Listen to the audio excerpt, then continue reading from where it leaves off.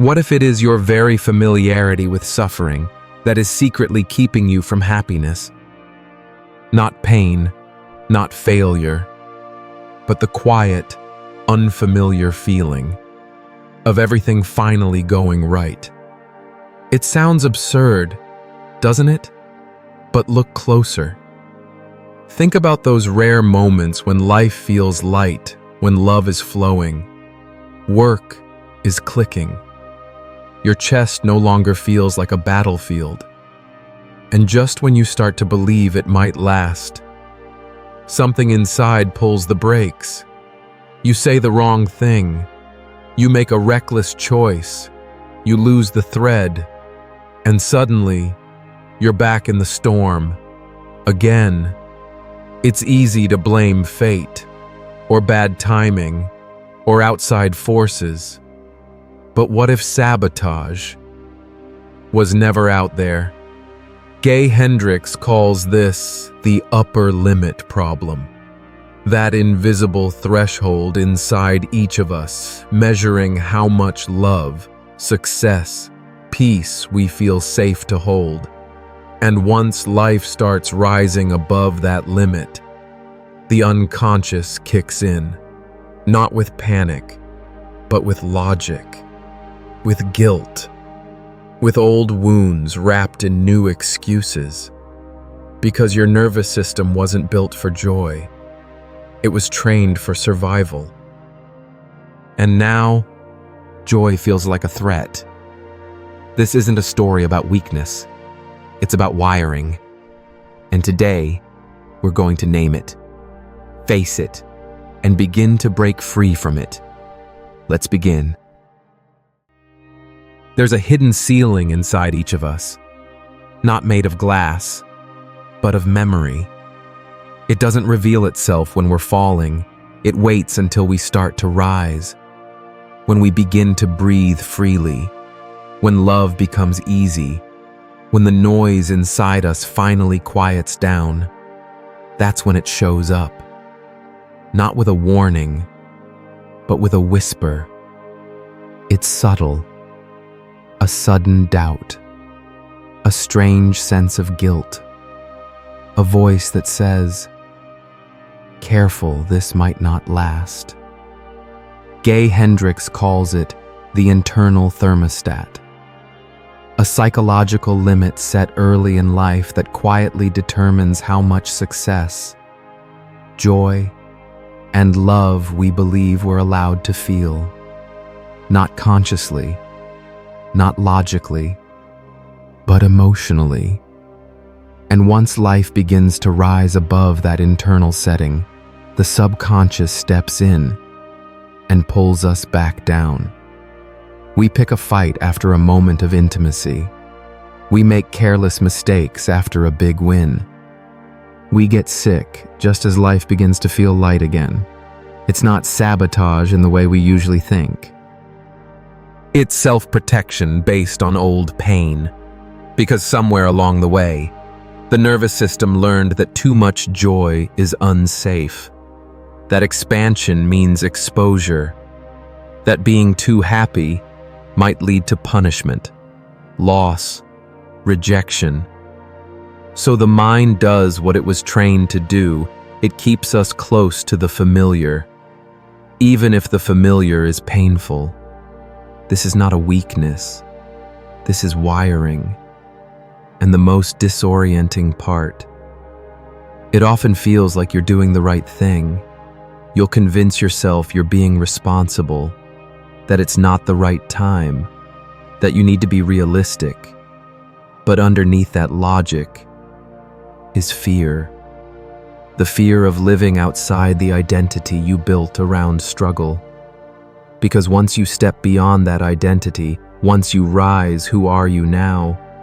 That's the real threat. Not failure, but expansion. Not falling, but flying too far from the ground. And the mind, the one built for survival, not joy. Start searching for ways to bring you back to the emotional climate it knows. That's why so many never stay at the top. They rise. They touch peace, but they've never been taught how to hold it. And that brings us to something most people never see coming. The way sabotage doesn't shout. It hides, quietly, in the details of daily life. Success doesn't cure self-sabotage. Sometimes, it sharpens it.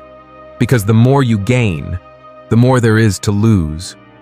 And the closer you get to the life you once dreamed of, the louder the old voices become.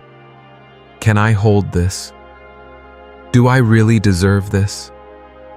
What happens when it all falls apart at the surface? It looks like you're thriving, but underneath, the pressure builds quietly, invisibly. Not because you're not capable, but because success activates something primal. Fear.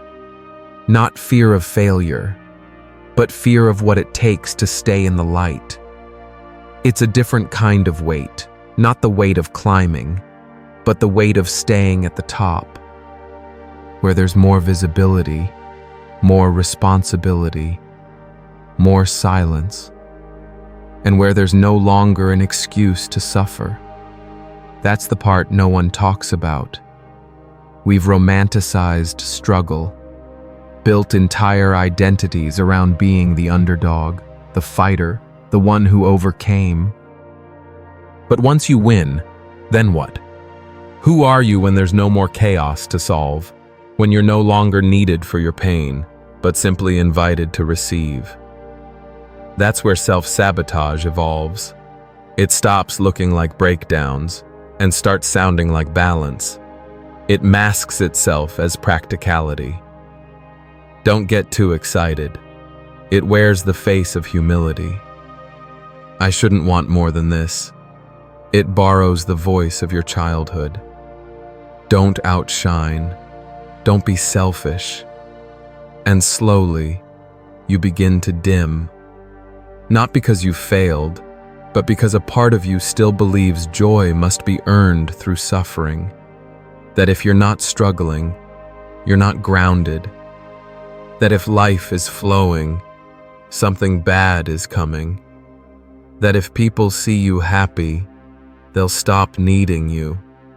So even at your peak, even in rooms filled with love and applause, there's a tension, a quiet urge to step back, to make a mistake, to give the joy away before someone takes it.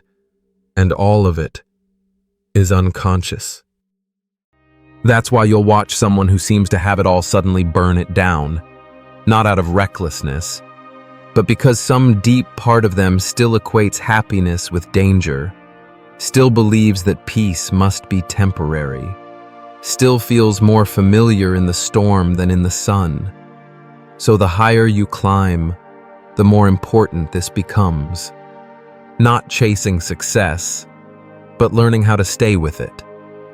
And to do that, you'll have to learn how sabotage hides not just in moments of panic, but in the ordinary rhythm of daily life. Self-sabotage rarely comes dressed as destruction. It wears quieter clothes. It shows up in the everyday, in the tiny choices that seem harmless at first glance. You cancel that call you were supposed to follow up on.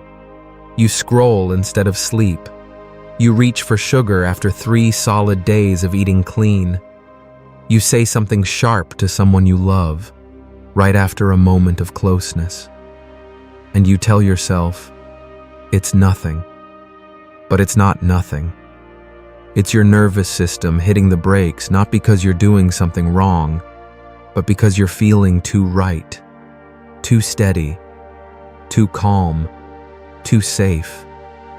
And deep down, that's unfamiliar. We were raised to expect the fall, to brace for it, taught that good things don't last, that joy is followed by loss, that happiness is suspicious. We were trained to manage pain, to clean up messes, to survive storms, to walk on emotional eggshells. But no one taught us how to hold peace. So when it comes, we don't know what to do with it. We get uncomfortable in the calm. We fidget. We start picking at the seams of our own life, not because we want it to fall apart, but because falling apart feels more familiar than staying whole. And so sabotage sneaks in, not with a dramatic collapse, but with a series of small, justifiable decisions. You put off sending the application even though you're fully qualified. You don't speak up in the meeting even though you had something powerful to say. You ghost someone kind and chase the one who's unavailable. You overthink a good day until you convince yourself it wasn't that good. None of it feels like sabotage. It feels like timing, or doubt, or being realistic. But really, it's the subconscious trying to pull you back into the emotional climate it recognizes. Because your body remembers. It remembers what followed your joy, the tension, the rejection, the punishment, the shame. So every time life gets too peaceful, too easy, the alarm goes off. And you don't hear it as a siren. You feel it as restlessness, as procrastination, as numbing, as a conflict, as a distraction, as fatigue. And slowly, you start to undo everything you've built. Not because you don't want it, but because a part of you doesn't feel safe having it. That's why the work isn't just about setting goals. It's about building the emotional capacity to hold them. And that journey begins where it all started in childhood. Because long before we knew what sabotage mean, we were already making silent agreements with ourselves about how much love, joy, and success we were allowed to keep. You didn't set the limits in your mind. They were planted, long before you had language for it. You were already learning the rules of what was too much. Too much joy made others uncomfortable. Too much confidence came off as arrogance. Too many wins that looked like showing off. So you started shrinking, not because you were weak, but because you were loyal to a system, to a family, to an emotional atmosphere that needed you to stay small in order to feel safe. This is what Gay Hendricks calls unconscious loyalty, the silent agreements we make as children, not out of rebellion, but out of love. Love that said, if my success hurts you, I'll dim it. Love that said, if my happiness isolates me, I'll stay sad with you. Love that whispered, if growing means leaving you behind, I'll stay exactly where I am. It's not always spoken. In fact, it rarely is. Sometimes, it's just the way the room goes quiet when you talk about your dreams. The look on someone's face when you share good news, the passive-aggressive joke, must be nice to have things come easy. Or the silence that follows your shine. You feel it in your body, the guilt, the pull back, the sudden need to apologize for your light. And so, the child in you starts making vows. I won't outgrow you. I'll stay likable, safe, humble. I'll succeed, but only a little. These vows become part of your emotional DNA. They're not rooted in logic. They're built on survival, on keeping connection. Because as children, connection is oxygen, and anything that threatens it feels like death. So you trade your expansion for acceptance. And the tragedy is, no one even asked you to. You just learned how to read the room. You became modest, not out of character, but out of conditioning. You kept yourself at 70% so others wouldn't feel their 40. And over time, this didn't feel like sacrifice anymore. It felt normal. But love that requires you to abandon yourself is not love. It's emotional blackmail disguised as belonging. And unless you bring this pact into the light, it will keep shaping your life long after the people you made it for have disappeared from your story. This is where the upper limit hides. In the echo of a mother's exhaustion, in the quiet resentment of a father's unfulfilled life. In this way, siblings competed instead of celebrating. In a culture that told you, stay small, stay humble, stay invisible. But humility that shrinks your soul is not humility. It's fear. It's inherited.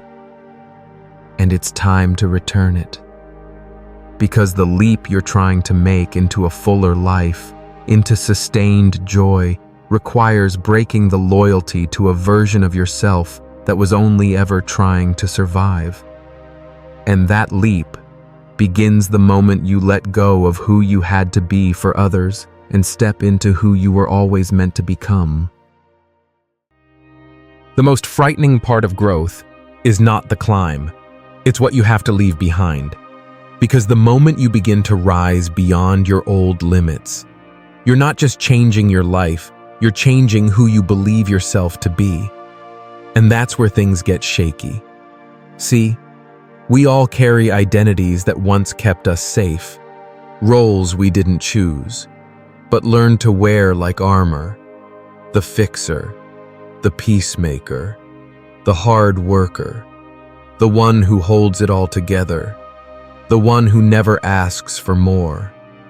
These roles became our currency for love, our permission to belong, and the thought of letting them go, even for something better, feels like death. Because it is, in a way. It's the death of the old story, the narrative that says, I'm only valuable if I'm useful. I'm only lovable when I'm struggling. I don't shine, I serve. So when life begins to offer you more peace, more abundance, more joy, you don't just hesitate because it's unfamiliar. You hesitate because it threatens the entire foundation of who you've been. This is what Gay Hendricks calls the big leap. Not just a leap into success, but a leap into a new identity. One that no longer revolves around pain, sacrifice, or survival. And to take that leap, you'll have to ask yourself the question most people spend their whole life avoiding. Can I still be loved if I'm no longer struggling? Because if your worth has always been tied to your wounds, to how much you've endured, how much you've given, how much you've held in, then peace might feel like betrayal. Success might feel like abandonment. Joy might feel selfish. And so you pause at the edge of the leap. You stare down the unknown. Not because you doubt what's on the other side, but because you're still holding on to who you were on this side. That's the hidden cost of expansion, letting go of the you that made it this far. The one who survived. The one who endured. The one who made pain look noble. But the life you want, the one that actually feels good, isn't built on survival. It's built on receiving, on allowing, on becoming. And the truth is, you can't receive with clenched fists. You can't step into your next chapter while gripping tightly to your last one. So the leap is not upward, it's inward. It's the decision to live from a different truth, one where joy isn't a threat. It's your new normal.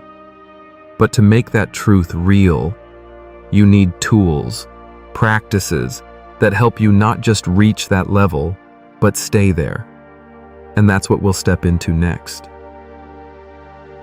Awareness is where it starts, but it's not where it ends. You can see the pattern. You can name it. You can understand why you sabotage, where it came from, Who gave you the script? But insight alone won't save you when your nervous system starts ringing the alarm. When the old thoughts creep back in. When joy knocks and guilt answers the door. What you need is practice, not motivation, not hype. Practice, quiet, deliberate, daily reconditioning. Start with language. Because every belief you carry, every limit lives in the words you repeat to yourself. I'm not ready. This is too much. Something's bound to go wrong. Catch those phrases. Interrupt them. Not by fighting, but by replacing. Gently. Consistently. Use Hendricks's expansion mantra like a rewire code. I expand in abundance, success, and love every day as I inspire others to do the same. Don't just say it, feel it. Let the nervous system hear that it's safe to grow, safe to rise, safe to be full. Then breathe, because fear and excitement live in the same body. The difference is the breath. Fritz Perls once said, "Fear is excitement without the breath." So when anxiety comes not to punish you, but to protect you, meet it with breath. Not shallow, not rushed, deep, slow, grounded. Let your body know that the storm it's bracing for isn't coming. Next, get honest about the small ways you dim your own light. The skipped appointment, the accidental backslide, the delay that felt justified but wasn't. These are not harmless. They're micro-sabotages, emotional reflexes, little acts of loyalty to the old you, the one who made safety out of struggle. And every time you follow them, you reinforce the story, I can't hold this. So start cutting those threads, one by one. Choose differently, not grand gestures, but small shifts. Answer the call. Keep the plan. Eat like someone who respects their body. Speak like someone who expects to be heard. And above all, commit to the truth. Not the polished truth. Not the convenient one. The one that whispers, I'm scared of being this happy. Say it. Because when you say it out loud, shame dissolves. When you stop hiding behind humility or logic or self-doubt, the pattern loses its power. Growth isn't a moment. It's a lifestyle. And transformation doesn't come from doing it. Once it comes from becoming someone who does it until it's who they are. But even with the tools, there's still one thing that can quietly undo it all, the one fear most people never admit. It's not the fear of losing, it's the fear of being great. We say we want more love, more peace, more freedom. We say it with longing, sometimes even with desperation. But when it finally arrives, not in theory, but in form, something in us pulls back. Not because it's wrong, but because it's real. Because now, you're not chasing it anymore. Now, you have to carry it. And that's a different weight entirely. See, achieving greatness is not the hard part. The hard part is becoming the kind of person who can stand in it without flinching, without apologizing, without shrinking, without sabotaging it just to feel familiar again. Because when you rise, everything you used to hide behind begins to disappear. The roles, the excuses, the old stories that let you play small, they don't fit anymore. And neither do the relationships that depended on your lack. Greatness threatens the comfort of everyone who once relied on your struggle.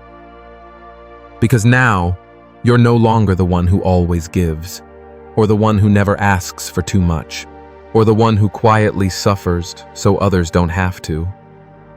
You are visible now, and being seen, fully seen, is one of the most terrifying things a person can feel. It's why so many people unconsciously choose familiar pain over unfamiliar joy. Because at least with suffering, they know the script. But joy is unpredictable. It asks you to trust, to stop waiting for the other shoe to drop, to live without the shield of almost, to be happy without a reason. And that kind of freedom can feel unbearable if you've spent your whole life earning love through pain. So the real fear is not failure, it's expansion. It's the question, what if I can't hold this? What if being this happy costs me the people I love? What if I don't know who I am without struggle? But here's the truth, no one tells you. Your greatness does not separate you from love. It reveals the kind of love that can meet you where you truly are, not in your wounds, but in your wholeness. And yes, that might mean letting go of old connections. Yes, it might mean walking alone for a while. Yes, it might mean being misunderstood, envied, even attacked. But it also means finally becoming someone who no longer needs to dim their light to be loved. What if growth isn't the threat? What if it's the gateway?